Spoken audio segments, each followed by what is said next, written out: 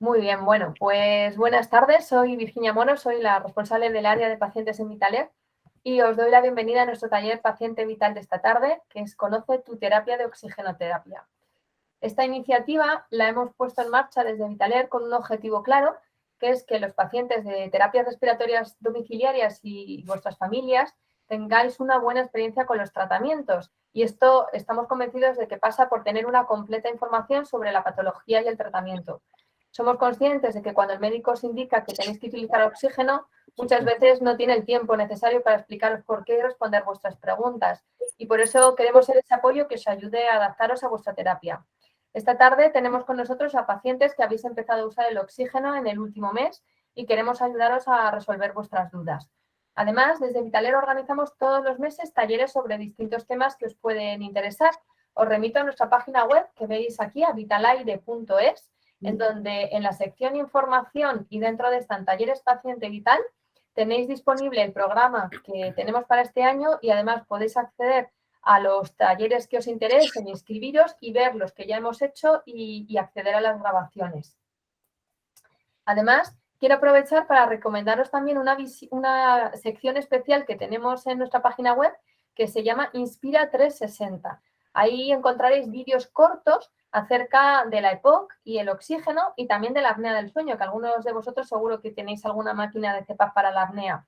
Son una serie de vídeos en los que tratamos desde temas relacionados con la patología y el tratamiento, el por qué es lo que tengo, qué es la EPOC o qué es esta insuficiencia que padezco, el tratamiento, por qué tengo que utilizar el oxígeno y el uso de los distintos equipos hasta hábitos de vida saludables, como intentar disminuir esa disnea haciendo ciertos ejercicios, cómo convivir al final con la terapia en el día a día. Todo ello encaminado a hacer más fácil vuestra vida con la terapia y mejorar así vuestra calidad de vida. Antes de empezar, os quiero compartir unas normas del taller. El taller está siendo grabado y los participantes podréis acceder a la misma a partir de la semana que viene. Pone 9 de mayo, perdonad, es el lunes que no es 9 de mayo, sino 20 de junio. Eso se me olvida actualizarlo. La sección de Conoce de Talleres Paciente Vital estará en el taller de hoy de Conoce tu terapia, la grabación. Ante cualquier incidencia o que no podáis localizarlo, nos podéis escribir al mail desde que habéis recibido la invitación al taller. Ahí os resolveremos todas las dudas. Es este de atención al paciente. Sí que os pido que durante el taller tengamos el micro apagado todos, como os comentaba al principio, porque si no, al hablar nosotros, interrumpimos a nuestros enfermeros, a nuestros ponentes y no se escucha bien lo que ellos nos están explicando. Y la cámara, aquellos que decidáis tenerla apagada, no hay ningún problema. Sí que para hacer preguntas podéis utilizar el chat escribiendo directamente la pregunta o bien a través de la opción de levantar la mano y encendiendo el micrófono para hacer la pregunta y nuestros ponentes os resolverán todas las dudas. Y ahora sí, doy paso a nuestros ponentes, que esta tarde van a ser Carlos Fernández, él es enfermero responsable asistencial referente de Vitaler en Galicia, con 21 años de experiencia en las terapias respiratorias, y Raquel Cantero, ella es también enfermera responsable asistencial referente en la zona de Castilla y León, con 18 años de experiencia en las terapias respiratorias. Así que seguro que os van a ayudar y os van a resolver las dudas que os surjan. Así que sin más, os doy la bienvenida al taller de esta tarde y doy paso a mis compañeros. Muchas gracias. Muy bien, Virginia, pues muchísimas gracias.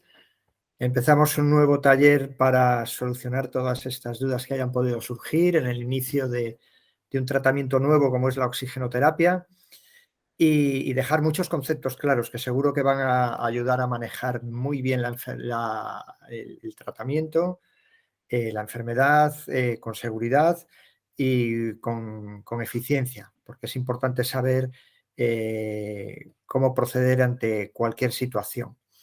Bien, hoy vamos a hablar de insuficiencia respiratoria crónica y hábitos de vida saludables. Principalmente nos vamos a centrar en la enfermedad del EPOC, que es la que mayor prevalencia tiene dentro de las indicaciones de la oxigenoterapia.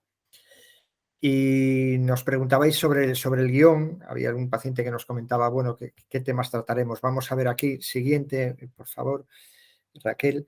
¿Qué vamos a tratar hoy en el taller de hoy? Vamos a ver a resolver vuestras dudas sobre qué es la insuficiencia respiratoria crónica, el tratamiento con oxígeno, qué es una exacerbación. Luego pasaremos a esos hábitos de vida saludables, unos pequeños consejos para conllevar mejor la enfermedad. Y vamos a tener una parte así más distendida, practicando lo que hemos aprendido para que entréis en calor luego para exponer cualquier otra duda que no haya sido resuelta aquí en el taller de hoy. Siguiente. Bien, para nosotros es importante que sepáis que vosotros tenemos muy claro que sois la parte más importante de este proceso, del momento en el que alguien es diagnosticado, que tiene que enfrentarse a conocer que tiene que manejar una enfermedad y un tratamiento, y tenéis que tener muy claro que es muy importante que expreséis vuestras necesidades y preferencias tanto durante el diagnóstico como a la hora de abordar el tratamiento, para que todas aquellas dudas queden resueltas y los profesionales de la salud que manejamos con vosotros el tratamiento podamos tener datos y ayudaros a que ese tratamiento de forma individualizada sea llevado a buen fin, pues bueno, teniéndoos a vosotros en consideración. Siguiente. Como os decía, vamos a empezar por solucionar esta pregunta de qué es la insuficiencia respiratoria crónica. Siguiente. Bien, la insuficiencia respiratoria crónica es la incapacidad mantenida del sistema respiratorio para cumplir con su función básica, que es el intercambio de oxígeno y dióxido de carbono entre la sangre y el aire ambiente. Nosotros necesitamos realizar una de las funciones fundamentales de nuestro organismo, que es respirar, y eso se realiza a través del aparato respiratorio, entrando el aire a través de nuestra boca, nuestras fosas nasales y a través de todo del árbol bronquial, pues ese oxígeno, ese aire que respiramos llega a nuestros pulmones, y es ahí donde se hace el intercambio gaseoso, pasando de ahí a nuestras células para alimentar a nuestros tejidos, a nuestros órganos y poder realizar sobre todo las funciones vitales, evidentemente. Cuando esto ocurre, cuando hay esa incapacidad mantenida de esta misión del aparato respiratorio, nuestras células no pueden realizar sus funciones correctamente y los individuos que las sufren sienten una importante dificultad para respirar y tolerar el ejercicio. Es lo que llamamos disnea y que veremos un poquito de forma más detallada más adelante. Entre las enfermedades que cursan con insuficiencia respiratoria crónica, las más frecuentes y que muchos de vosotros os podréis identificar aquí, porque seguramente las tendréis presentes en el diagnóstico que os impartió que os estableció vuestro neumólogo, pues va a estar el asma, la bronquitis y el enfisema, que son estas dos últimas partes del EPOC, de la enfermedad pulmonar obstructiva crónica. La neumonía, que es una infección respiratoria. Ahora recientemente hemos añadido también COVID-19, creo que está muy presente en todos vosotros, con todas las consecuencias que puede ocasionar el COVID a nivel respiratorio. Y luego enfermedades que afectan a la mecánica ventilatoria. En este caso, hasta ahora habíamos nombrado enfermedades que provocaban daño en los tejidos del aparato del sistema respiratorio, pero también hay enfermedades que afectan a los músculos que movilizan, que hacen que entre el aire en los pulmones, mejor dicho. Cuando esto no ocurre correctamente, pues también hay consecuencias y provoca una insuficiencia respiratoria crónica. A veces estos pacientes ya no solo tienen que seguir un tratamiento con oxigenoterapia, sino que también necesitan la ventilación mecánica, y seguro que algunos de vosotros tendréis este perfil de paciente. La insuficiencia respiratoria es un síndrome clínico y va a ser diagnosticada, o sea, identificada, mejor dicho, por los neumólogos cuando hay un déficit de oxígeno en sangre. Se hace una gasometría, una prueba, como sabéis, una punción a nivel generalmente de la muñeca, y ahí se determina a qué niveles está el oxígeno y el dióxido de carbono en sangre. Entonces es cuando se detecta que hay un problema. Siguiente. Por deciros más sobre la insuficiencia respiratoria, pues hay dos tipos, la crónica y la aguda. La crónica es cuando hay una enfermedad pulmonar con clínica mantenida en el tiempo, que evoluciona progresivamente en mayor o en menor medida, ¿no? Es algo que se va a instaurar por un agente, por una causa que la provoca y va a ir progresando poco a poco hasta llegar a aparecer una clínica en el paciente en la que él lo puede identificar, y es cuando ya se diagnostica las visitas con el prescriptor. Y en cambio una insuficiencia respiratoria aguda es una enfermedad pulmonar ya grave, ¿no? Es como, digamos, se acentúa todo lo que estábamos viviendo en una insuficiencia respiratoria crónica, aparece de forma abrupta, evoluciona muy rápidamente y puede aparecer en personas sanas que después de su solución de esta insuficiencia respiratoria aguda no tienen ni siquiera por qué pasar secuelas, quedar secuelas. Y también incluso también puede aparecer la insuficiencia respiratoria aguda, ¿no? Ese agravamiento en las personas que tienen una insuficiencia respiratoria crónica, que en un momento dado, generalmente por una infección respiratoria, se acentúa todo. Y también vamos a ver cómo denominamos a ese proceso, cómo identificarlo y cómo manejarlo, porque en vosotros va a ser muy importante. Seguimos. Siguiente. Bien, pues ahora vamos a centrarnos, como os decía, aunque quizás haya algún paciente con perfil que no es estrictamente de EPOC, pero prácticamente en un gran porcentaje muchos de la clínica se repite y os va a servir. Pero, como os digo, principalmente nos centramos en el EPOC, porque es la patología que tiene mayor prevalencia dentro de las indicaciones de la oxigenoterapia crónica domiciliaria, que es el tratamiento que os han indicado. Bien, pues el EPOC es la enfermedad pulmonar obstructiva crónica.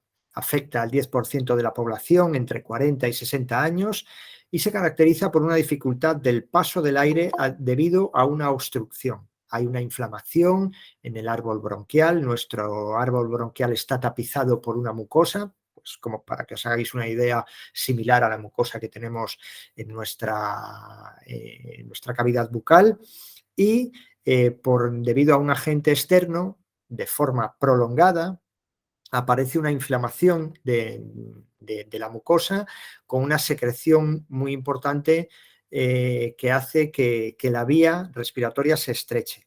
En consecuencia, el paso del aire pues, es más dificultoso y entonces el paciente tiene esa sensación que le cuesta respirar. Los pulmones, en este caso, no aportan el suficiente oxígeno al organismo y, en consecuencia, quien lo sufre se fatiga fácilmente. Llega menos aire, hay menos intercambio gaseoso, menos oxígeno para nuestras células, para nuestros órganos, y eso pasa factura.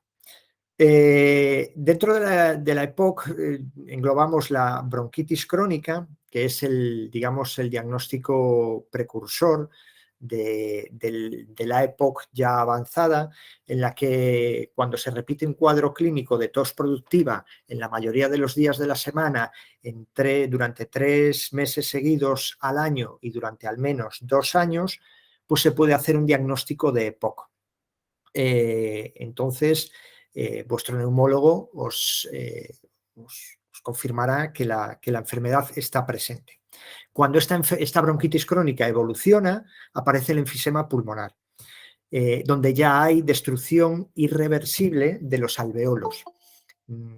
Para que os hagáis una idea, nuestro sistema respiratorio acaba en esas bolsitas que son los alveolos, que son muy similares a un racimo de uvas, y cuando ya hay ese tipo de afección en el pulmón, se rompen esas paredes, digamos, de los alveolos y se forma, digamos, una gran bolsa. En consecuencia, hay mucho menos espacio para hacer el intercambio gaseoso y, en consecuencia, la enfermedad se ve más agravada.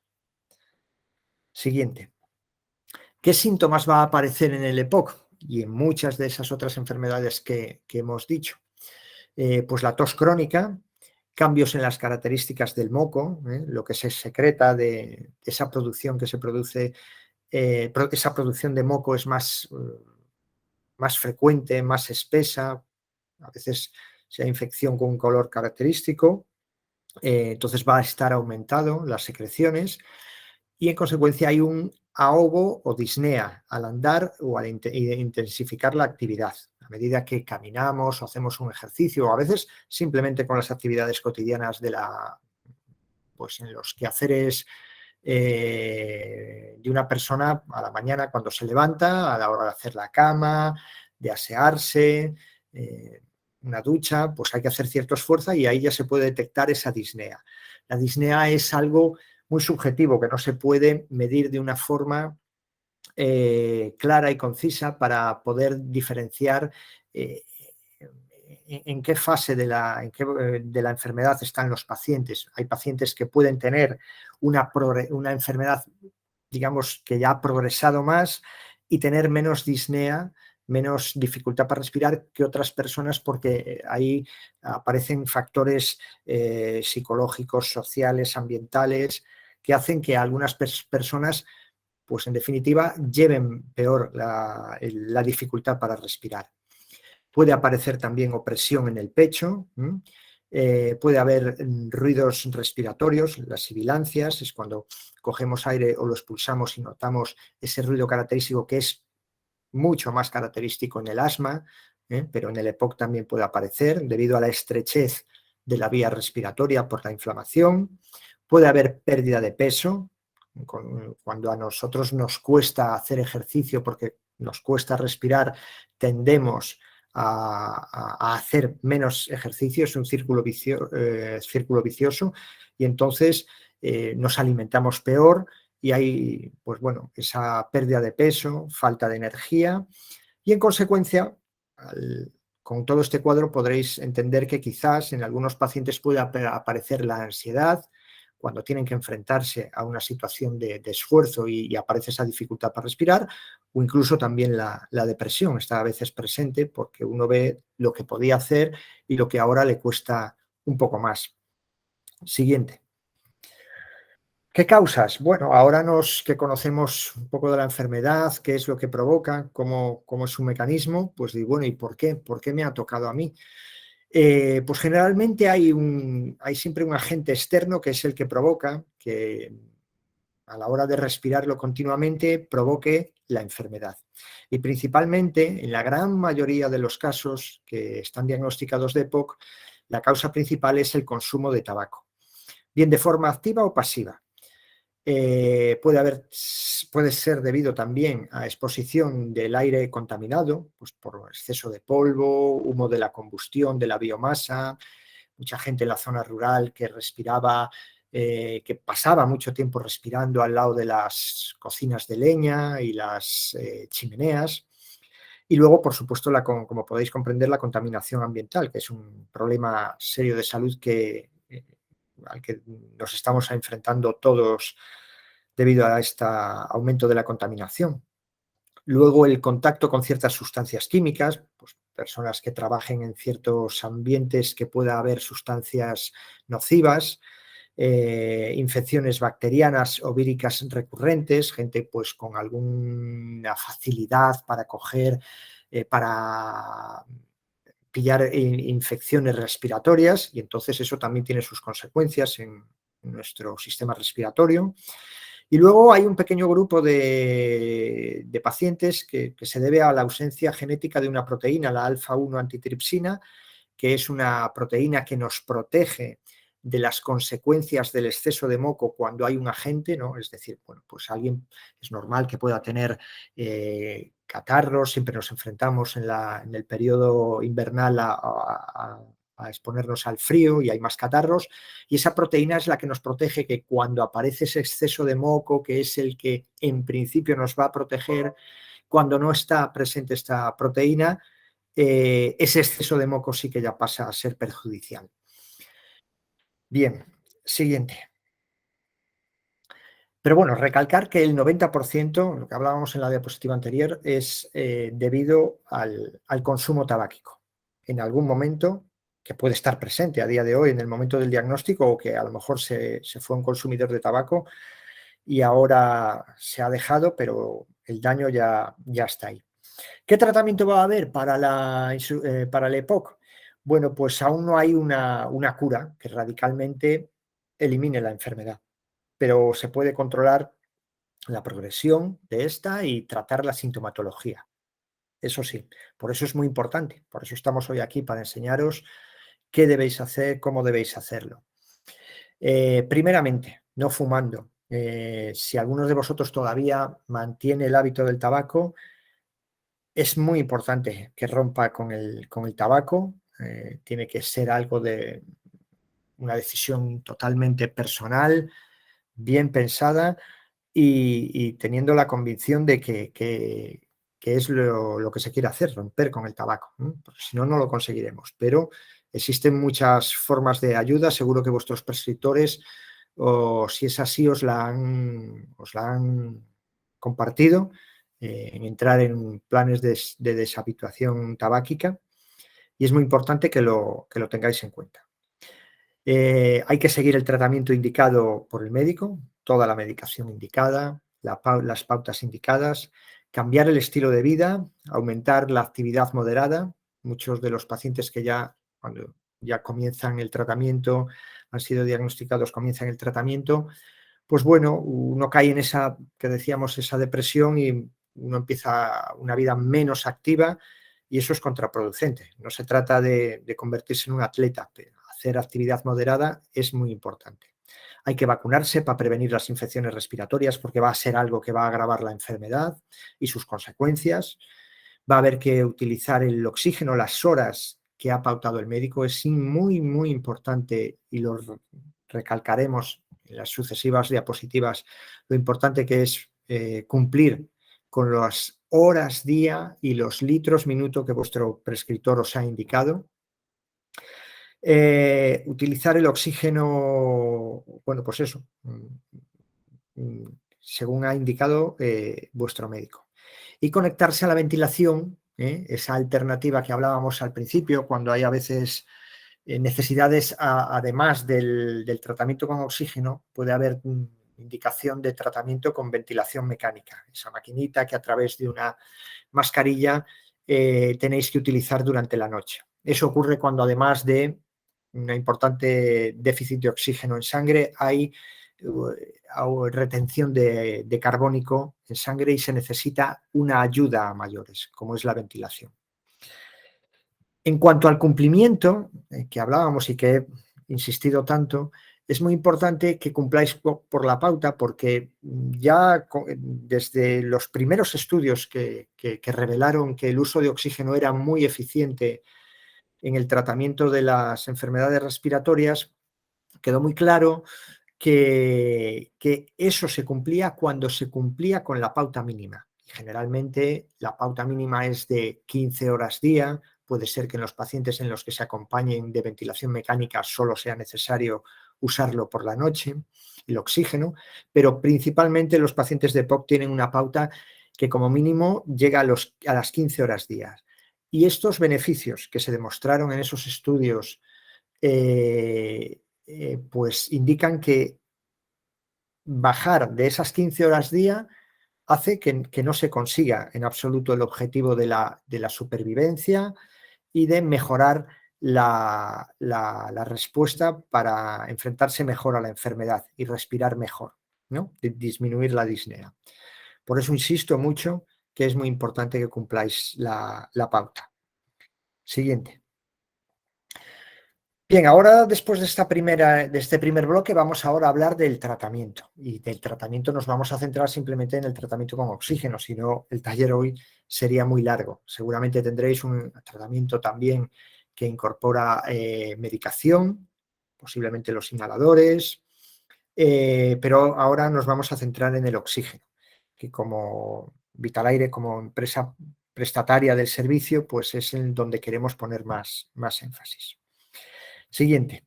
Bien, pues la oxigenoterapia domiciliaria es un recurso que tienen los prescriptores para tratar la enfermedad pulmonar obstructiva crónica, y consiste en administrar un flujo determinado de oxígeno a partir de una fuente para corregir su déficit en sangre. El oxígeno es un medicamento y debe ser prescrito siempre por un médico. Por eso se necesita esa pauta que decíamos de horas y litros minuto.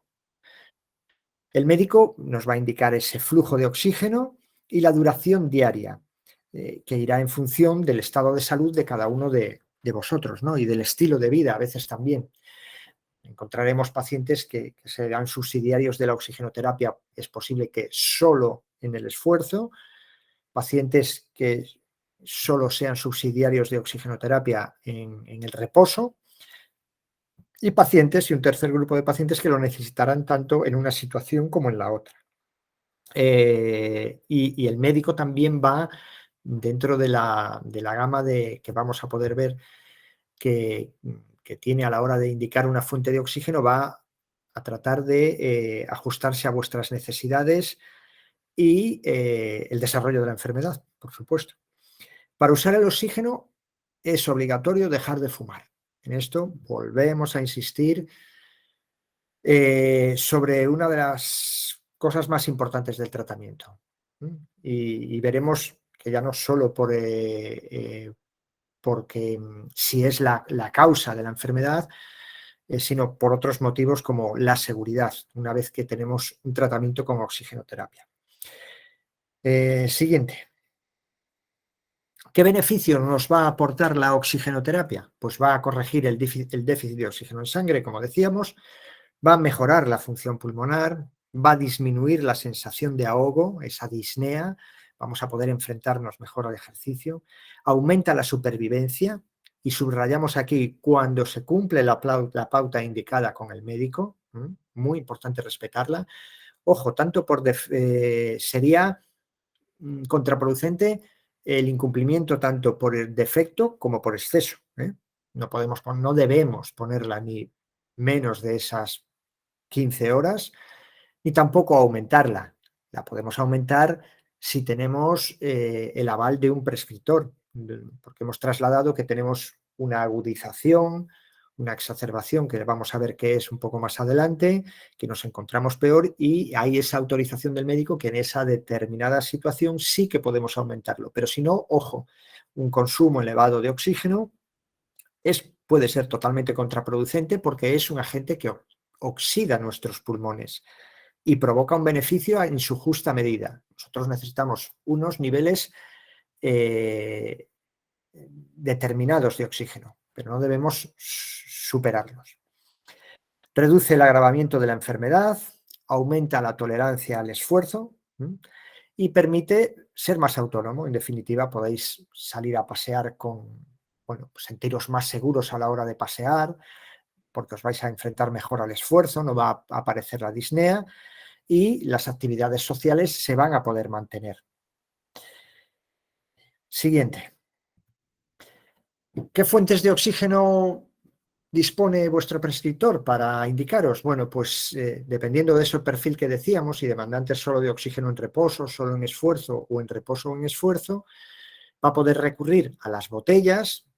Raramente, a día de hoy, se recurre a este tipo de fuente, que son las botellas típicas, donde hace muchos años se comenzó a almacenar el oxígeno y a poder poner a disposición de los pacientes, pero a día de hoy están en desuso, solo quizás en pacientes que tienen un diagnóstico de cefaleas por racimo, sí que estaría indicado, donde se va a usar una alta FiO2, unos altos niveles de oxígeno, muy determinadamente, muy espaciado en el tiempo. Entonces sí que es el recurso ideal porque las otras fuentes no pueden llegar a esos niveles de oxígeno que sí que puede aportar la botella.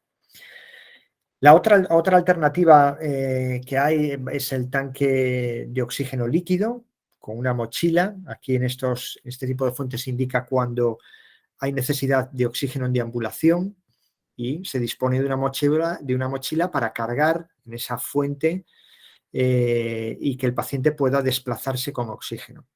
Pero tiene sus inconvenientes, que os diré un poquito más adelante.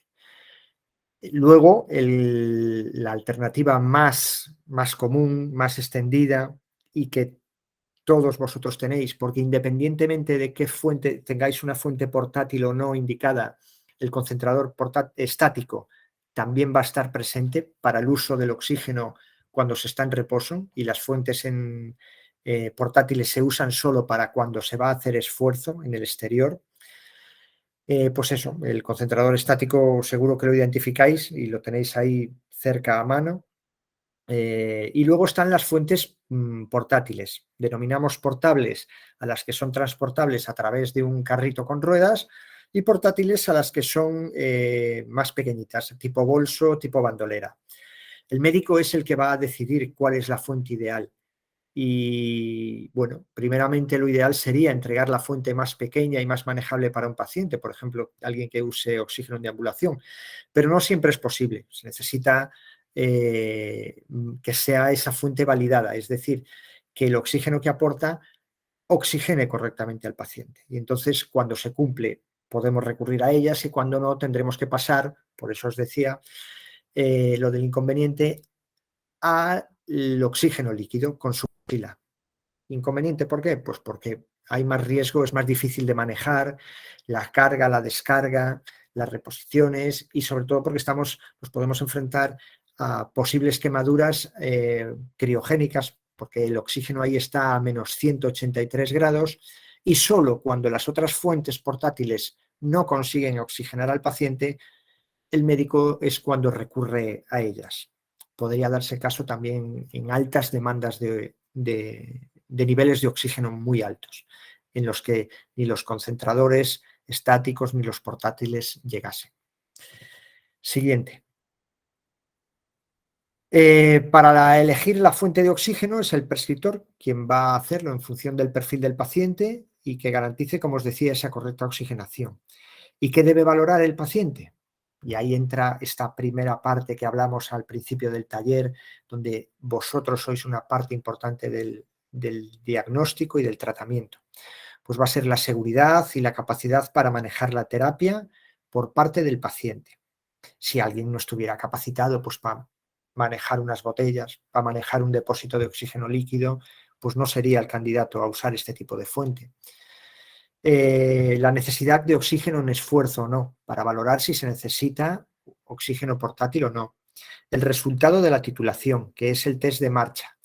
La titulación es la prueba que se indica para determinar qué fuente oxigena correctamente a un paciente en el esfuerzo. Es como una validación, hay que objetivarlo y comprobarlo, es una comprobación sin más, que se hace a nivel hospitalario, haciendo una pequeña prueba caminando durante 6 minutos y objetivando que la fuente que se le indica al paciente lo oxigena correctamente ante el esfuerzo.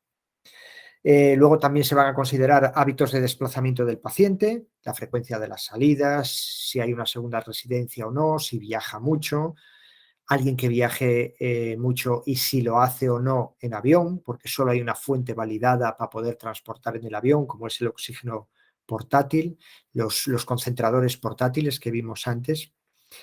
Y en definitiva, pues tratar de tener claro qué dispositivo cubre mejor las necesidades del paciente y en ocasiones qué combinación de fuentes, ¿no? Porque a veces pues, hay que disponer del concentrador portátil para cuando se realiza una salida, hay que hacer esfuerzo, hay que deambular con él. Y qué dispositivo se va a usar cuando se está en reposo en casa, que generalmente es el concentrador estático, como os decía. Siguiente. Aquí ahora, y también os lo nombré antes, es muy importante saber manejar el oxígeno en cuanto a manejar la pauta para seguir el tratamiento correctamente y que sea eficiente, que haya una respuesta clínica en la que el paciente lo va a notar, pero luego está la parte de la seguridad. Y vamos a compartiros un vídeo que es uno de los vídeos que están presentes en el canal Inspira 360, que os comentó antes mi compañera Virginia, y que podéis volver luego a recurrir a él en nuestra página web y verlo. Pero yo creo que es muy interesante y así os hacéis una idea de cómo son esos vídeos que hay una importante batería. Sí, adelante, Raquel. Gracias.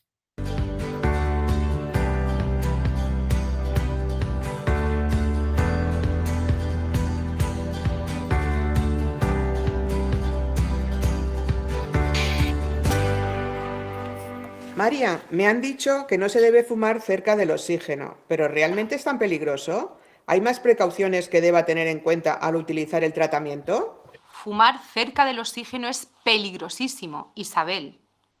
El oxígeno hace que las cosas se quemen mucho más rápido. Es lo que se llama un comburente. El oxígeno medicinal es un medicamento que está sometido a los más estrictos controles de calidad. Es importante tener en cuenta una serie de consignas de seguridad. Ni tú ni ninguna persona debe de fumar o hacer cualquier tipo de llama o chispa en el lugar donde estés utilizando el oxígeno. Si estás en algún lugar con puntos calientes o llamas, por ejemplo, una estufa, una chimenea o tienes una vela en la mesa, debes mantenerte por lo menos a unos 3 metros de distancia. Cuando cocines, extrema las precauciones para mantener el oxígeno alejado de las fuentes de calor como la vitrocerámica o el horno. Eso sí, cocinar con un microondas es seguro.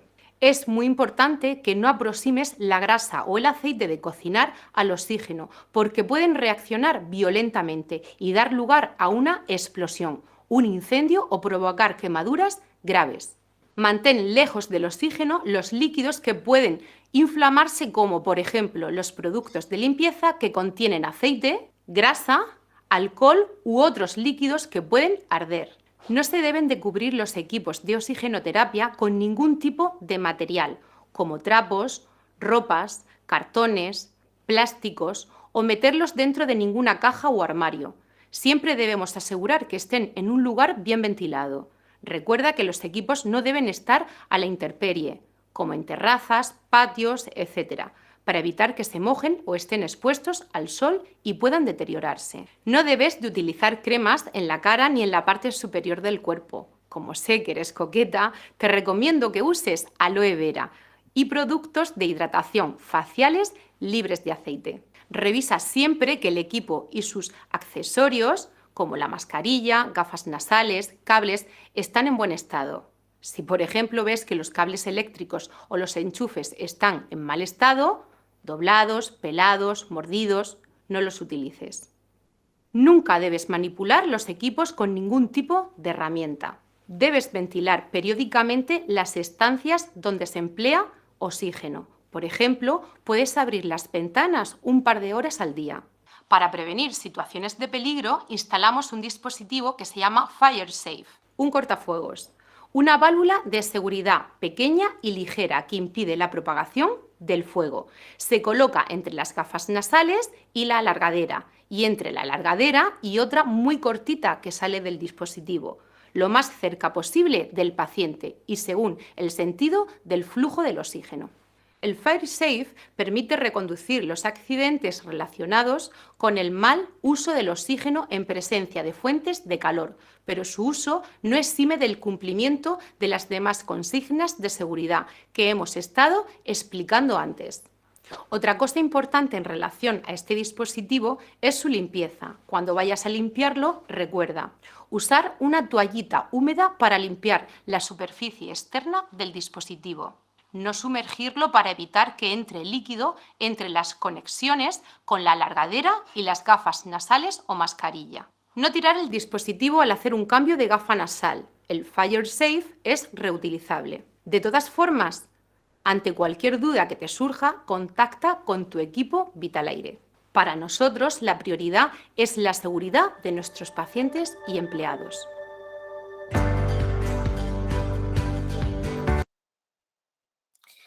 Muy bien.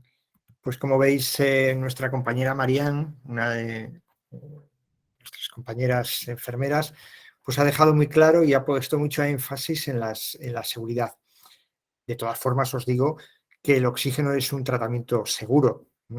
Lo que pasa que cuando no se cumplen de forma beligerante estas consignas de seguridad, puede haber un accidente con el oxígeno y sobre todo ocurre en los pacientes fumadores, con lo cual es otro motivo más para romper con el tabaco, como os decía.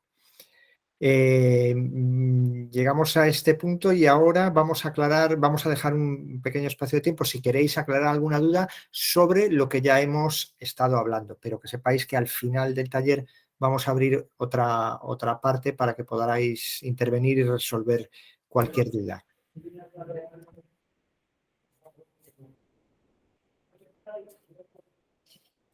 ¿Tenéis alguna pregunta? Bueno, y a este nivel es que todo ha quedado claro, pero no lo tengo. Total. No estoy Sí, seguro. Teresa, cuéntanos. A ver, a mí el neumólogo no me especificó el número de horas, me dijo por la noche. Entonces, como estoy escuchando todo el tiempo que eso como mínimo 15, es lo que entonces no sé qué debo hacer, porque yo por la noche no me han dicho de tal hora a tal hora. Bueno, en tu informe médico debería venir detallado, y en caso de que no viniera detallado en ese informe médico, deberías contactar de alguna manera con ellos para ver cuál es ese número de horas.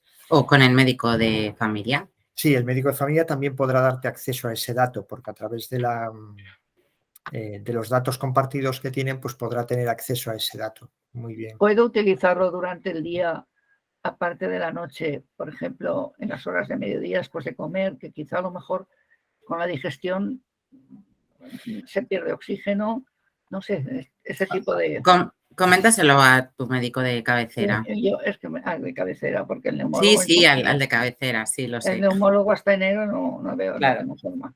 Es que también ocurre que decías que tenías la idea de que era solo nocturno. Podía ser. ¿Utilizas algún tratamiento de ventilación? ¿Te han indicado también la ventilación mecánica? ¿Alguna mascarilla que se ciñe alrededor de la nariz? Eso no. Tengo concentrado de gafitas, Sí. por prescripción de él por la noche. Ya no sé. Bueno, puede ser, no es lo frecuente, pero podría ser que solo tuvieras esas necesidades de oxígeno nocturno porque hay una hipoventilación al dormir y que sea solo ahí. Debes aclararlo con él. Yo no me puedo... Generalmente lo que hemos dicho es que el paciente con EPOC, salvo en contadísimas ocasiones, su prescripción es de mínimo 15 horas al día. Pero tu caso podría ser, aquí ahora mismo nos faltan datos para saber, y es posible que solo sea uso nocturno, por eso acláralo con el Yo médico. durante el día, si me tomo el oxígeno, lo tengo bajo, ¿eh? Pero no, es lo que te decíamos, no lo uses más de lo debido. Como vemos, Claro. ahora mismo estamos identificando que no tienes claro cuál es la pauta, entonces no es... Claro. Coméntaselo a tu médico de cabecera y seguramente que él, bueno, pues te conozca tu historia clínica y todo esto y al final pues te diga realmente las horas que lo tienes que usar. Si es por la noche y un ratito después de comer o bueno, lo que necesites. ¿Vale? ¿Una FEA influye? Yo tengo también una FEA, una fibrilación auricular. No, bueno, la fibrilación auricular no debería provocar hipertensión pulmonar que pudiera hacer que necesitase su oxígeno. Estas dudas sí que ya tiene que solucionártelas el médico, pero lo importante es cumplir la pauta, y la pauta tiene que darla, y de hecho es raro, ¿no?, que en el informe médico no te venga estipulado. No tengo informe médico. Vale. Me dijo verbalmente y él dio las instrucciones seguramente a la empresa, porque a las 2 horas de venir yo de la consulta vinieron a traérmelo. Informe médico no tengo. Bueno, nosotros siempre hacemos una instalación de oxígeno con una pauta, entonces es posible que en nuestra base de datos aparezca, pero debido a todo lo que nos estás comentando, yo preferiría decirte que lo aclararas primero con él. Ya. Pues lo tengo duro, porque hasta enero no me va a ver. No, pero... No, con el médico de cabecera. Sí. Tú pides cita con el médico de cabecera y le comentas. El médico de cabecera me dice que me lo diga el neumólogo, si es que ya lo tengo claro. No, hombre, no. Mira, volvemos a la primera diapositiva. Tienes que ser partícipe del tratamiento, del diagnóstico, y este es un caso claro, donde tú tienes que posicionarte con el prescriptor y decirle, mire, él tiene acceso a ese dato y tú tienes derecho a saber cuál es tu tratamiento. Y él tiene acceso a toda tu historia clínica y a lo que le haya puesto el neumólogo. Entonces, él te puede informar más que nosotros. Al final nosotros no, Nos ¿sabes? faltan datos. Claro, por eso. No sé si hay más preguntas, pero Sí. insisto. Sí. Yo sí. quería preguntaros una cosa. Mi padre tiene que llevar oxígeno 18 horas al día. Entonces, esto le limita mucho a la hora de salir y se fatiga fundamentalmente cuando sale y cuando duerme. Entonces, para que pueda tener un aparato portátil, también lo tiene que prescribir su neumólogo. Sí. Sí, necesariamente. Él, bueno, habrá objetivado que en el esfuerzo no hay esa necesidad de aportar oxígeno, aunque tiene mucho sentido que fuera que sí, pero no siempre es así y no siempre se indica el oxígeno portátil. No, tiene que hacerle unas pruebas Sí, para valorar han hecho las pruebas de esfuerzo del test de la marcha y todo apneas esto. del sueño, y entonces es en los dos momentos, cuando se desatura. Entonces, claro, él está muy limitado a salir a la calle porque porque tiene que llevar todo el día. Entonces, claro, a la hora de salir ya se cansa de caminar 50 metros. Pues por eso digo, ¿Le han hecho el test de la marcha? sí, claro, las pruebas de esfuerzo y las de apneas del sueño, claro. ¿Y os han dado los resultados? Sí, sí, sí. Sí, está Ya. todo por debajo de lo normal. Claro, le han pautado 18 horas de oxígeno al día. Pero sin Claro, fuente portátil. no han pensado en que pueda necesitarlo cuando sale de casa, me refiero. Bueno, no sé, eso es raro. Eso es que en la prueba de esfuerzo salió que no necesitaba. No desaturaba tanto. Claro. Y con el aporte de esas 18 horas se podía enfrentar al esfuerzo. Eso Es un poco una paradoja, es decir, en sentido común todo el mundo entendería que, caramba, yo voy a necesitar el oxígeno cuando deambulo, pero para dar esa libertad existe, y es que es real, el oxígeno aporta un beneficio cuando se está usando esas horas que se está en reposo y que los pacientes van a estar en su domicilio, y cuando hay el esfuerzo no hay esa necesidad de oxígeno porque el oxígeno ya ha hecho su misión durante el reposo. Vale. Y entonces, por eso tiene esos sentidos. A veces es un poco difícil de entender, pero si no todo el mundo tendría que primeramente usarlo forzosamente en reposo, perdón, en esfuerzo, y luego, bueno, quien tuviese más necesidades también en reposo. Pero es curiosamente al revés. Y eso facilita...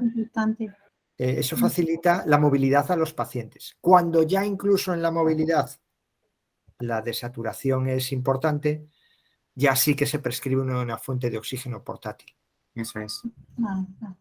Esa era una pregunta. Y otra pregunta, para acceder a la subvención del gasto energético, pues lo tramita la empresa que les hace la instalación del oxígeno, se lo tiene que solicitar el usuario. ¿Eso cómo Eso es que depende del sitio de donde vivas. En la Comunidad Valenciana. Pues que te dé información los compañeros, ¿no? Yo creo. Yo pregunto. Eso, claro, es que nosotros, cada comunidad autónoma tiene su nivel de ayudas y no podemos decir cuál es ahora mismo en la Comunidad Valenciana, cuál es el que hay. Yo recuerdo que hace años, antes de la crisis económica del 2008, estaba muy extendido la ayuda y ahora en la gran mayoría de las comunidades se ha reducido a pacientes que tienen pues importantes dificultades económicas. De ingresos. Entonces, ahí sí que los servicios sociales, más que una ayuda, lo que activan son que la luz vaya a un importe más bajo. O sea, es que, por ejemplo, igual que los pacientes oncológicos tienen reintegro de gastos o los pacientes de diálisis tienen ayuda para el gasto energético del aparato de diálisis en casa. Eso el oxígeno también lo tiene, también tiene una subvención, pero no sabía yo si eso cómo se Eso- gestionaba. Eso te lo aclarará perfectamente el trabajador social o la trabajadora social del centro de salud, que sabe Vale. si Vale. en tu comunidad hay una ayuda y a quién estaría dirigida. De acuerdo, gracias. Pues muchas gracias. ¿Puedo hablar? Es que le podría aclarar yo esa duda.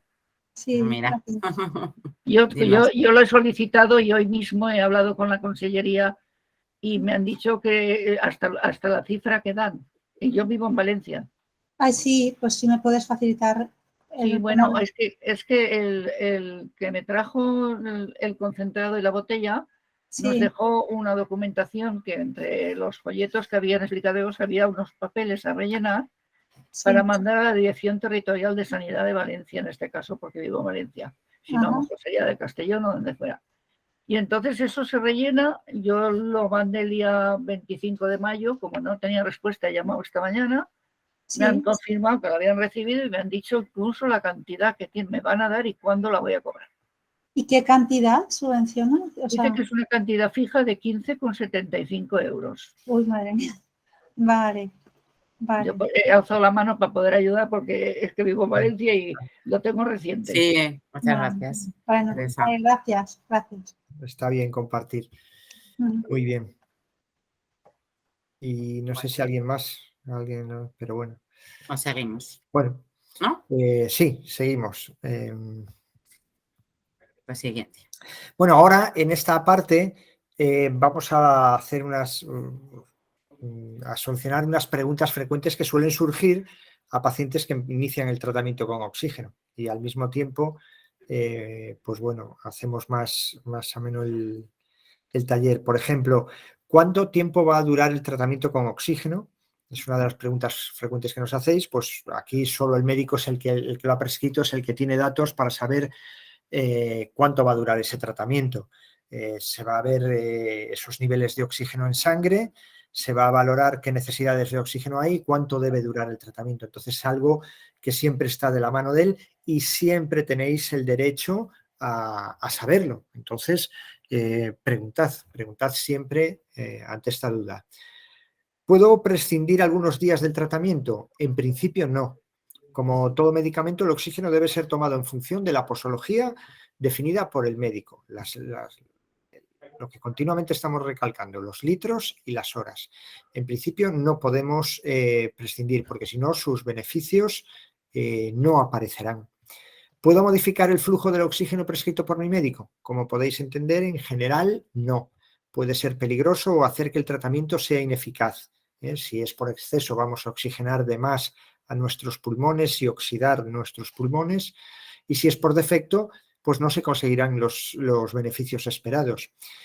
En determinadas condiciones y bajo autorización del médico, el flujo sí que puede ser modificado, ¿no? Cuando hay ya unas indicaciones, bueno, pues en caso de que haya un empeoramiento donde aparezcan una serie de indicios, o sea, de signos que puede identificar el paciente, pues entonces tendrá la autorización de su médico para modificar la pauta de oxígeno. Y siempre que haya dudas, recurrid primeramente a vuestro médico de cabecera, a vuestro médico de familia y luego a vuestro neumólogo. Siguiente. ¿Cuánto me va a costar? Bueno, pues nada, el tratamiento está 100% cubierto por la Seguridad Social o en caso de que seáis pacientes de algún seguro privado, pues siempre está cubierto. Vitalaire nunca va a cobrar nada a ningún paciente. Cuando salgo de casa, ¿debo llevarme oxígeno?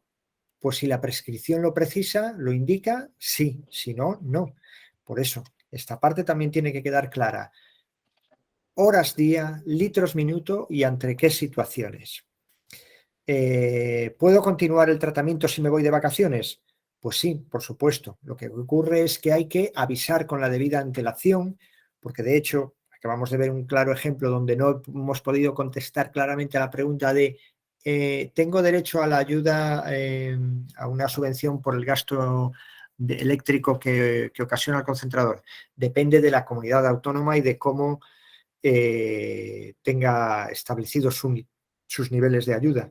Entonces hay que siempre comunicar cuando haya un cambio de domicilio, unas vacaciones, siempre comunicar al servicio prestatario de la comunidad, digamos, esta movilidad, porque es posible que haya que dar de baja la máquina en el lugar de origen, y si el área sanitaria a donde nos vamos a desplazar es diferente a la que, o sea, la empresa prestataria del servicio es diferente a la que está prestando servicio en el lugar de destino, pues haya que cambiar de compañía.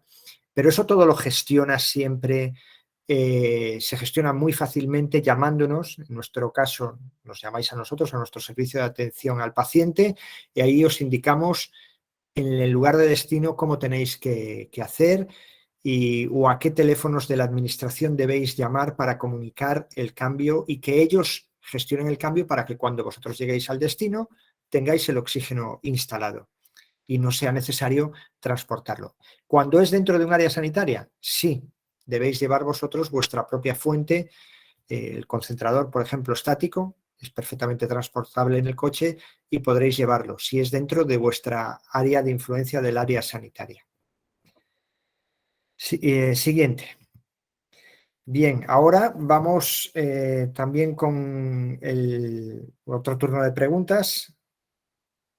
No sé si ahora aquí quizás ya vamos a pasar al siguiente bloque, porque igual no vamos muy bien de tiempo porque hemos abierto un... Sí, yo creo, si nos importa, esperamos al final. Mejor. ¿Vale? Os contamos. Vale, vamos con el tercer bloque. Sí. Sí, de qué es una exacerbación. Bien, siguiente. Bueno, pues una exacerbación es un empeoramiento de la enfermedad que produce un cambio brusco en el estado de salud, y que generalmente se debe a procesos infecciosos bacterianos o víricos. Bueno, pues es una infección que seguramente, por desgracia, muchos de vosotros habréis sufrido. Es muy importante conocer los síntomas y signos de esa exacerbación, porque nos va a ayudar a tratarla a tiempo. Si esperamos, si no la retrasamos, el advertir a nuestro médico o en tomar las medidas que ya había el médico instaurado. Si lo demoramos, pues evidentemente vamos a tardar más en solucionar esa exacerbación, esa agudización. Va a ayudar, como digo, a reducir el tiempo de recuperación y a impedir que sea grave, porque si esperamos nos enfrentamos a que sea mucho más difícil de superar más adelante. No se pueden prevenir todas las exacerbaciones, pero podemos minimizar sus consecuencias. Si las atajamos a tiempo, las consecuencias van a ser menores y su solución será mucho más fácil. Siguiente. ¿Cómo identifico? Ahora la pregunta es, ¿cómo sé que tengo una exacerbación? Pues bueno, principalmente si aparece mayor dificultad para respirar, si hay un sonido silbante en el pecho, si hay cambios en el color y cantidad de moco, agravamiento de la tos. Eso es lo principal. Pero vamos a aprovechar también esta parte de la exacerbación que nuestro compañero Iñaki os va a detallar muy bien en otro de los vídeos que están disponibles en el canal Inspira 360, y deja muy claro cómo manejar estos agravamientos de la enfermedad.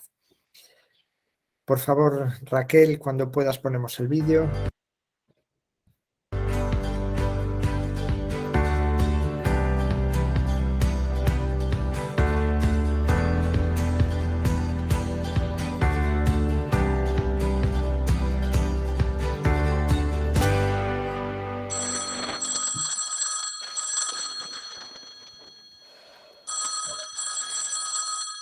Isabel, ¿qué tal estás? Hola, Iñaki.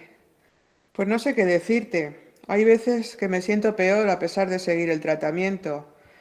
No sé si debo preocuparme por los síntomas y acudir al médico. Lo primero, Isabel, es que si tienes dudas, consultes con tu médico. En ocasiones, el funcionamiento de tu aparato respiratorio puede descompensarse por una infección en los pulmones o por otros motivos. Esto es lo que conocemos como empeoramiento o exacerbación. Ahora voy a decirte cuáles son los signos de alarma para que puedas identificar si estás sufriendo una exacerbación y actuar en consecuencia. Si notas más ahogo del habitual, suele ser un indicador de que algo no va bien. Tómate la medicación de rescate, tus sprays sin sobrepasar los límites que te haya indicado tu neumólogo. Quédate tranquila en casa, descansa en posición sentada, algo inclinada hacia adelante. Siéntate en una silla con los pies separados y apoyados sobre el suelo. Inclínate hacia adelante. También puedes ponerte de pie inclinada hacia adelante, apoyándote en una repisa o inclinándote un poco sobre ella. Si llevas oxígeno en casa, colócatelo según te lo haya pautado el médico. No lo aumentes. Realiza ejercicios de fisioterapia respiratoria, pero no te agotes. Muévete más lentamente. De esta forma ahorrarás energía. Y es muy importante, si notas que sigue sin mejorar, te recomiendo que llames al equipo médico que te atiende. Otro signo que no debemos pasar por alto es el de los cambios de las secreciones. Tener más moco de lo habitual, experimentar un cambio en el color de estas, puede sugerir un empeoramiento de la patología. Si tienes estos síntomas, o bien presentas un cambio en la consistencia de las secreciones, es decir, mocos más espesos, imposibilidad de expectorarlos, esto es lo que debes hacer. Aumenta la ingesta de agua. Realiza drenaje o limpieza de secreciones, es decir, intenta expectorar. Ponte el termómetro y si tienes fiebre, más de 38 grados, llama al servicio de urgencias. Otro signo que puede manifestar un empeoramiento es la aparición de hinchazón de las piernas, es decir, edemas en los pies. Eleva los pies. Comprueba el color de las piernas. Si el problema no mejora, llama al equipo que te atiende. También deberás acudir a tu médico inmediatamente si tienes dolor, sobre todo si es costal. Si notas molestias, no dudes en acudir a tu médico y explicarle el tipo de dolor. En caso de que el dolor no sea controlable, acude al servicio de urgencias. Además del aumento de la disnea, cambios en las secreciones, hinchazón en las piernas y aparición de dolor, existen otros síntomas que te pueden hacer pensar que estás sufriendo una exacerbación. Tener más sueño del habitual durante el día o problemas para conciliar el sueño por la noche. Experimentar dolor de cabeza por las mañanas. O estar irritable o confuso mentalmente también pueden ser síntomas de que algo está empeorando. De todas maneras, Isabel, si estás preocupada, ten en cuenta que la prevención siempre es nuestro mejor aliado. Y para que te pongas manos a la obra, voy a resumirte las principales consignas que debes seguir para evitar, en gran medida, una exacerbación. No fumes. Realiza el tratamiento tal y como te lo ha prescrito tu médico. En este sentido, es muy importante que realices la técnica inhalatoria correctamente. Y si tienes dudas, pregunta cómo hacerlo. Si además de la EPOC padeces otras enfermedades como hipertensión o diabetes, debes asegurarte que las tienes bien controladas. Intenta mantener una vida activa con momentos para el ocio y para relacionarte con otras personas, ya que los trastornos de ansiedad y depresión pueden ocasionar un empeoramiento de la enfermedad. Por ello, si experimentas sensaciones como tensión, miedo, angustia, opresión en el pecho o tristeza, apatía, fatiga, etc., debes buscar formas para solucionar el problema.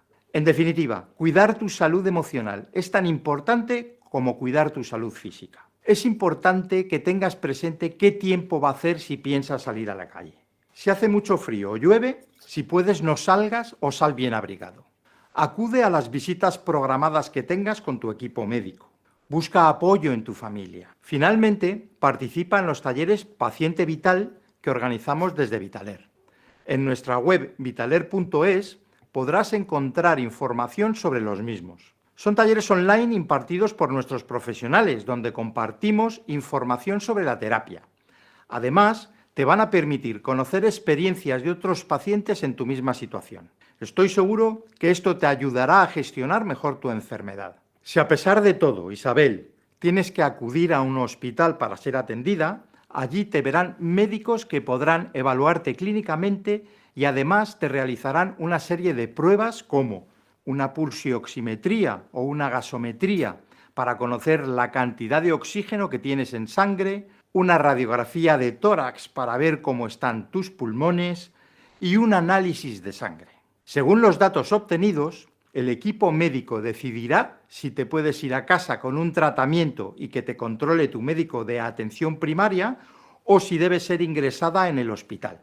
En caso de que sea necesario el ingreso, cuando vuelvas a casa debes cuidarte mucho, Isabel. Toma la medicación que te haya mandado tu equipo médico. Es posible que sea distinta a la que estabas tomando y cumple con tu tratamiento de oxigenoterapia. Con eso, poco a poco te irás encontrando más fuerte. Muy bien, yo creo que han sido muchos...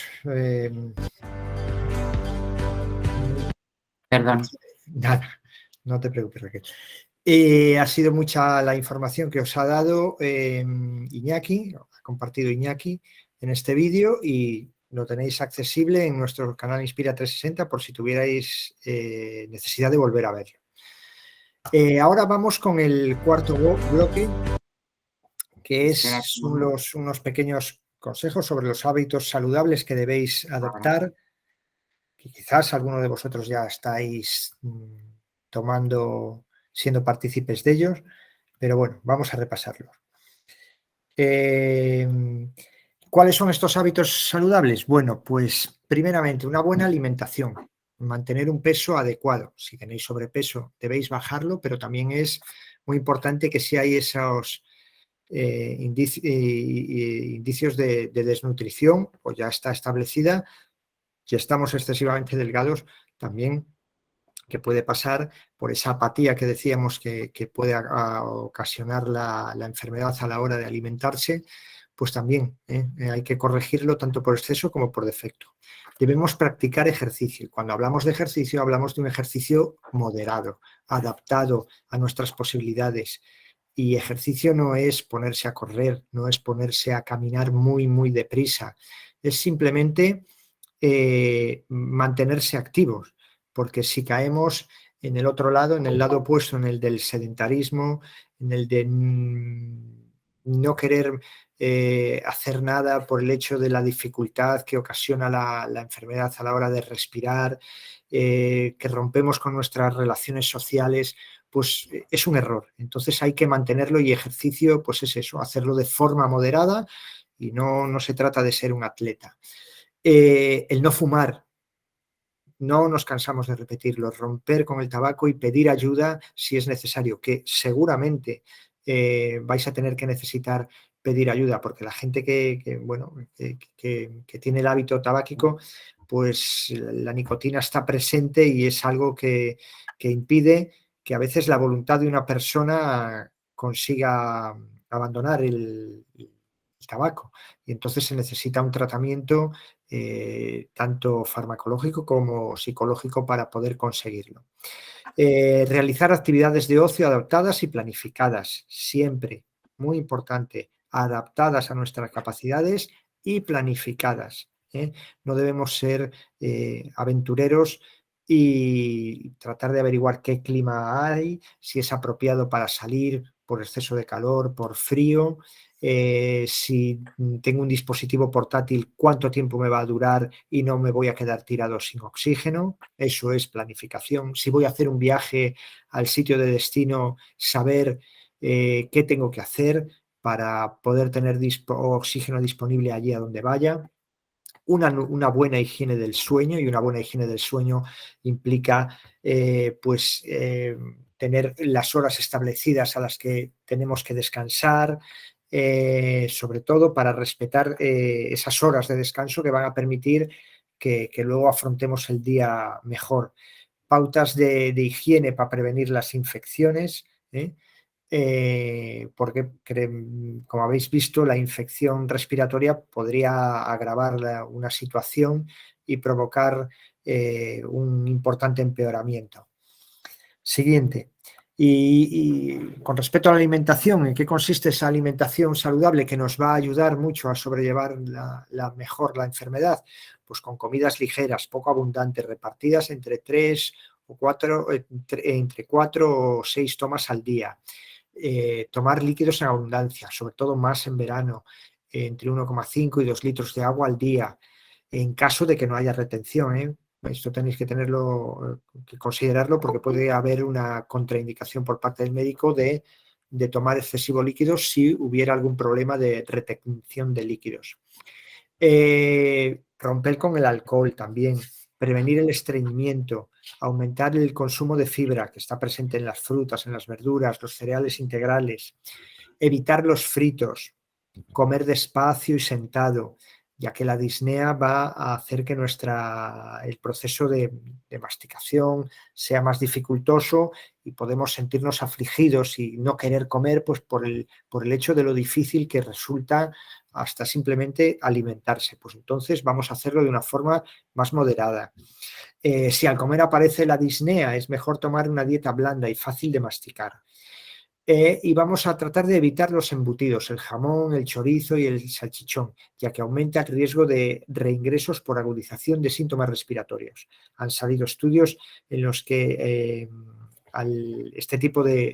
quedó constancia de que este tipo de alimentos provocaban un aumento de las agudizaciones por patología respiratoria en los pacientes que tenían un problema. Y ojo, los que estamos sanos aún podemos disfrutar de ellos. Siguiente. ¿Por qué hacer ejercicio? Bueno, pues para aliviar la sensación de ahogo, romper con ese círculo vicioso que estábamos comentando antes, de que, bueno, tengo disnea, no me quiero enfrentar al ejercicio, cada vez mi condición física está peor y cada vez quiero hacer menos y cada vez soy más dependiente. Bueno, pues para romper con eso hay que hacer ejercicio. Facilitar las actividades de la vida diaria.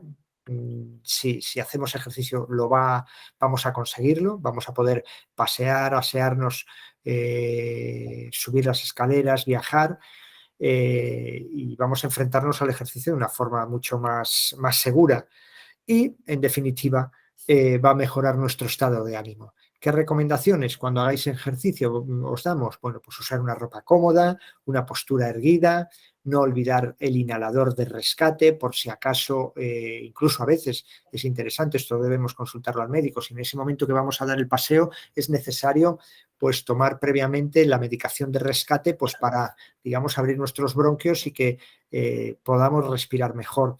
Realizar los ejercicios de forma suave y progresiva, realizar los esfuerzos en la expiración, porque hay mayor facilidad para poder respirar, y luego hacer los descansos necesarios, muy importantes. Si nos fatigamos, aquí no tenemos que competir contra nadie, ni siquiera contra nosotros mismos.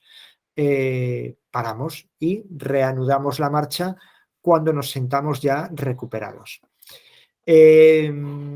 Vamos a ver ahora también otro vídeo, otra vez de Marian, dando consejos sobre cómo realizar estos ejercicios en casa para mantenernos activos y que también están disponibles en Inspira 360 para cuando necesitéis llevarlos a cabo. Porfa, Raquel.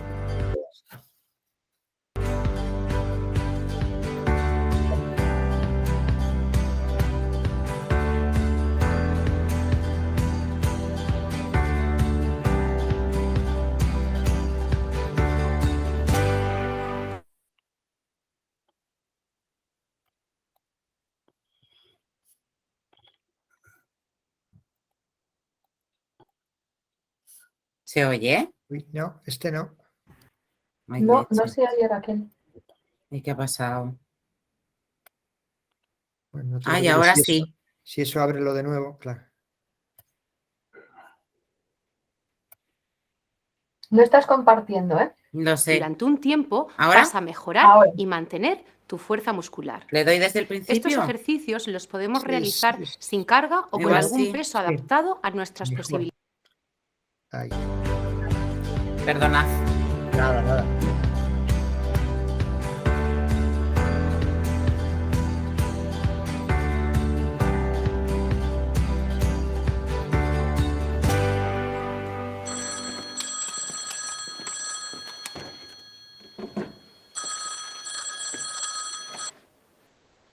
¿Qué tal, Isabel? Espero que estés bien. ¿Te acuerdas que el otro día estuvimos hablando sobre hábitos saludables? Pues en este vídeo te voy a enseñar algunos ejercicios que te van a ayudar muchísimo. Y antes de que te asustes, Isabel, quiero que sepas que son muy sencillos y los puedes realizar en casa. Ya verás que si los haces durante un tiempo vas a mejorar y mantener tu fuerza muscular.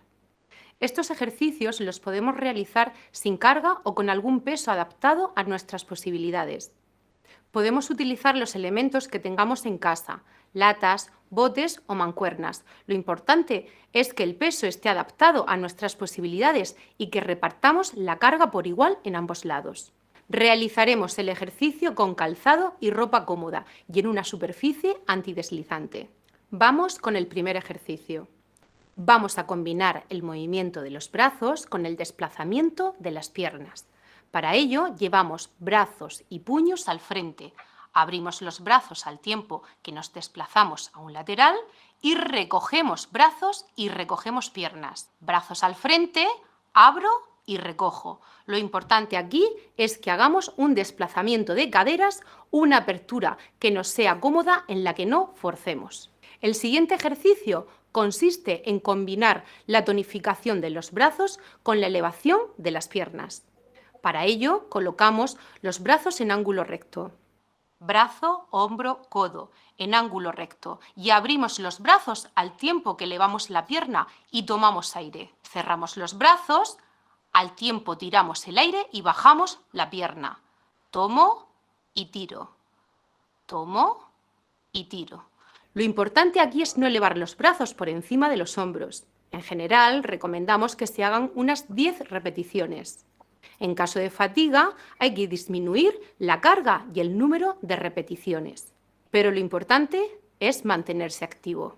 Además, te quiero recomendar un par de posturas que te van a ayudar en tu día a día para que realices menor esfuerzo. Por un lado, al agacharte a coger algo del suelo y por otro, al ponerte los zapatos. Para coger cosas que están en el suelo, los movimientos son: la pierna de atrás actúa como un péndulo.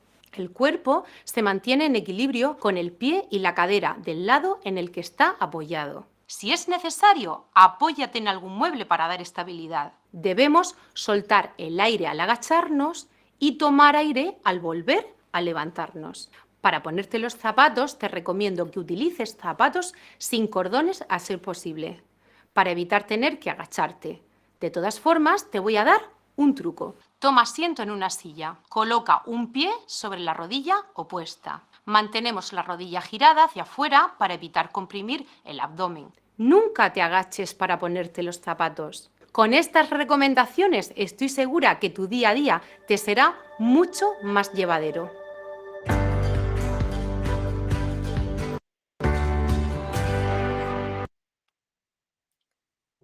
Muy bien. Pues ahora vamos a pasar a Ahora sí. eso.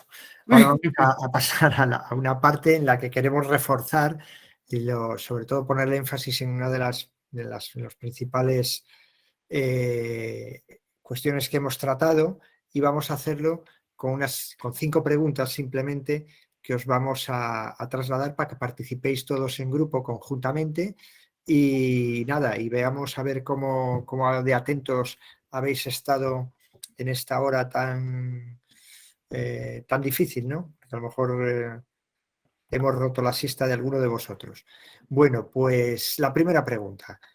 ¿Cuáles creéis que son los síntomas de la EPOC? Y las opciones que tenéis es la tos, la disnea, la producción excesiva de moco, o todas son correctas. ¿Qué es lo que un paciente con EPOC va a poder identificar, va a sufrir en primera persona? Podéis escribirlo en el chat o decirlo en alto directamente, activando el micrófono. Dilo. Las 4. Muy bueno, Voy. vamos a ver. Correcto, todas son correctas. Tos, disnea y producción excesiva de moco. Siguiente pregunta. ¿El oxígeno es un medicamento, sí o no? Sí. Tenemos un sí, 2 sí, 3 sí. Muchos síes, o sea, muy bien. Pues sí, es un medicamento y por eso, estas cosas que nos preguntabais de ¿puedo subir, puedo bajar el oxígeno? Debe ser el prescriptor el que lo indique, porque igual que no nos aventuramos cuando tenemos tratamiento farmacológico con pastillas a decir, bueno, pues voy a tomar 2 más de las que me gusta, que las que me indica el médico porque tienen un color tan bonito y me gustan mucho. Pues no, pues el oxígeno pasa exactamente lo mismo. Tenemos que ajustarnos a esa dosis, ¿vale? ¿Puedo fumar si estoy en tratamiento con oxígeno? ¿Qué creéis?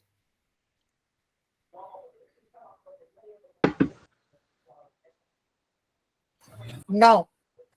Muy bien, ahí, con fuerza. Ese no tiene que ser rotundo, ¿eh? De convencimiento. No, pues porque no va a provocar que nuestra enfermedad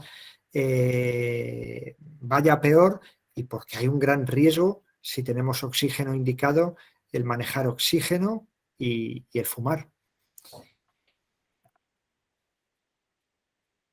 ¿Qué debo hacer si creo que estoy sufriendo una exacerbación, un empeoramiento? ¿Qué debo hacer? Consultar al médico, esperar a encontrarme mejor, tomar algún medicamento por mi cuenta a ver si mejoro, o preguntarle a esa figura entrañable del cuñado. La 1, la 1. Consultar al médico. La 1. Muy bien, muy bien. Creo que voy a tener que dar aprobado sobresaliente generalizado. Vais por el buen camino, ¿eh? Muy bien. Nos quedan menos preguntas. Eso es. ¿Qué hábitos saludables se aconsejan seguir al paciente con EPOC? Merendar a diario un bocata de chorizo. Oh, se me abre la boca. Pasar la mañana viendo la tele mientras fumo un cigarrito. Hacer ejercicios adaptados a mis posibilidades. Comer de forma saludable, o todas son correctas. 3. Es bien. 3, 4 y 5. Bien, veo que os habéis animado a completar. Bien. Vamos a ver cuál es lo correcto. Pues la 3 y la 4. Muy bien. Hacer ejercicio adaptado a mis posibilidades. Sí, exacto. No ir de Rafa Nadal, ¿eh? Eso solo puede hacerlo unos pocos. Y comer de forma saludable.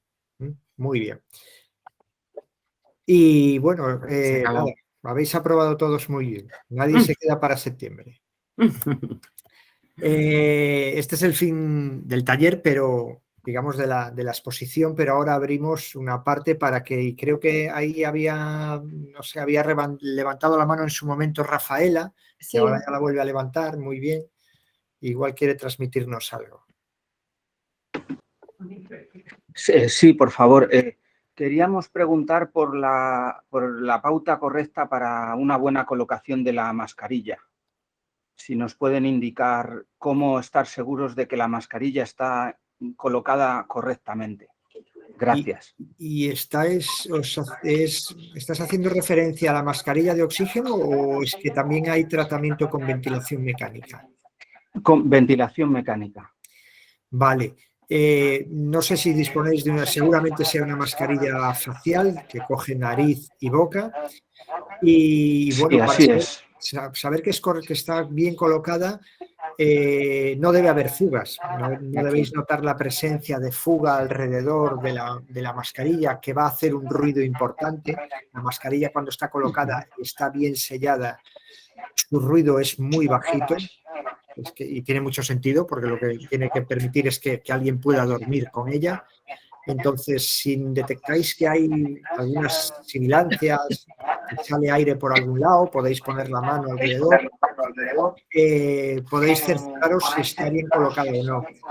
Y siempre que tengáis una duda, lo ideal sería, cuando nosotros vamos a visitaros a domicilio, preguntar por este aspecto a nuestros enfermeros, enfermeras, porque a veces esto hay que verlo in situ, ¿no? Porque a lo mejor alguien puede entender que está todo bien colocado, pero hay una pequeña fuga, y al haber una fuga en el aparato de ventilación, las presiones son más difíciles de tolerar, no hay ese acompañamiento entre la BiPAP y la respiración del paciente, y puede ser que haya ese confort para seguir correctamente el tratamiento. Es muy importante. Y además la máquina da un aviso en forma de pitido. Si qué- fuese y muy qué alto, Y un mensaje. ¿Y qué un dice en el en pantalla. mensaje? ¿Qué pone en el mensaje? Mm, un parámetro, no recuerdo su nombre, muy alto. Y en otras ocasiones fuga muy alta. bajo. Volumen. Sí, a lo volumen, mejor. sí. Eso seguramente. Ella nota que tiene fugas alrededor de la mascarilla. Pero se lo arregla, se sube y se coloca de nuevo la mascarilla pero la máquina pues emite eso, un pitido Pero cuando se la como que ajusta algo no está. o se la coloca, no cesa el pitido. En ocasiones sí y en otras ocasiones no. Bueno, si os Entonces no parece, sabemos si es que a lo mejor no la tenemos bien colocada del todo sí. y pensamos que sí. O sea, que vaya alguien sí, algún compañero. Roberto, mejor vamos a hablar con nuestros compañeros de Madrid y se ponen en contacto con vosotros para ir a revisar el equipo in situ, porque a lo mejor hay algo que no está funcionando bien y así contándolo es difícil de averiguar. Mejor lo vemos y le podemos dar solución, ¿de acuerdo? Pues muy bien, muchas gracias, sí. Nada. Muchas gracias. No sé si alguien más. Había levantado la mano Teresa también. Sí, bueno, sí, por favor, una pregunta. ¿Hay dispositivos que ayudan a aumentar la musculatura pulmonar? Me refiero, por ejemplo, a algún aparato de soplar. Vamos, yo conozco unos aparatitos que suben las bolitas, otros que es con un muelle, y yo Sí, creo que en la facultad de fisioterapia eso lo aconsejan. Son los incentivadores, que lo que hacen Sí. es pues, efectivamente un ejercicio respiratorio, porque el paciente sopla, tiene que soplar frente a una resistencia y entonces está trabajando la musculatura respiratoria. Claro que sí que es muy, muy pertinente el realizar este tipo de ¿Hay alguna ejercicio. marca recomendada o alguno en especial? Yo sé que, hasta lo que yo sé, estos aparatos, estos dispositivos los entregaban muchas veces ya en la propia hospitalización. Cuando el paciente hospitalizaba, pues se le entregaba. Eso habría que hablarlo también con el médico de familia para ver si él sabe, porque no sé si en las farmacias se venden o no. Me imagino que en las tiendas de ortopedia seguramente sí, como tratamiento, que estará disponible, pero bueno, esto siempre hay que valorarse, preguntárselo al neumólogo si se llega a ese nivel de necesitar ese tipo de fisioterapia respiratoria. Yo le pregunté al neumólogo porque yo me presté a un estudio voluntario en la Facultad de Fisioterapia de Valencia. Y me facilitaron, estuve yendo un tiempo, unas horas y tal, me facilitaron un aparatito que es como una jeringuilla impulsora con una boquilla que tiene unos muelles, ¿no? Pero Sí. claro, aquello era fácil mientras y cuando te iban haciendo pruebas y te decían, ahora pon el muelle tal, ahora pon el muelle cual. Pero una vez en casa uno no sabe cómo hacerlo, o sea, qué presiones tengo que ejercer. Me explico, ¿no? O sea, yo le pregunté al neumólogo y me dijo, sí, eso es bueno para los músculos pulmonares, pero claro, no tengo pauta. Claro, pero ahí volvemos a lo mismo. La unidad de rehabilitación respiratoria que te trató debería haberte dicho, porque aparte esos aparatos no son transferibles, son de un uso individual y te lo permitirían. De hecho, entiendo que lo has llevado para casa. Y ellos te deberían haber dicho, pues, cada cuántos minutos cada día y qué resistencia poner, porque ahí la resistencia efectivamente es ajustable. Si te pasas con una resistencia muy fuerte, pues igual estás haciendo un ejercicio contraproducente o innecesario, pero eso consúltalo en esa... ¿No tienes posibilidad de acceder otra vez de nuevo a esa unidad de rehabilitación?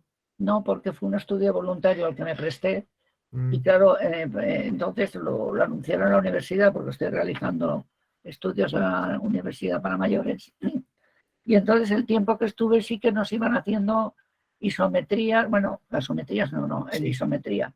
Iban diciendo el muelle a cuánto. Pero claro, una vez esto, yo no sé si con un fisio suficiente, que me lo indique un fisio o cómo hacerlo. Claro, claro, no, por supuesto, es fisioterapia respiratoria, eso tiene que Claro. decirlo el fisioterapeuta. Ya, Eso ya. está claro.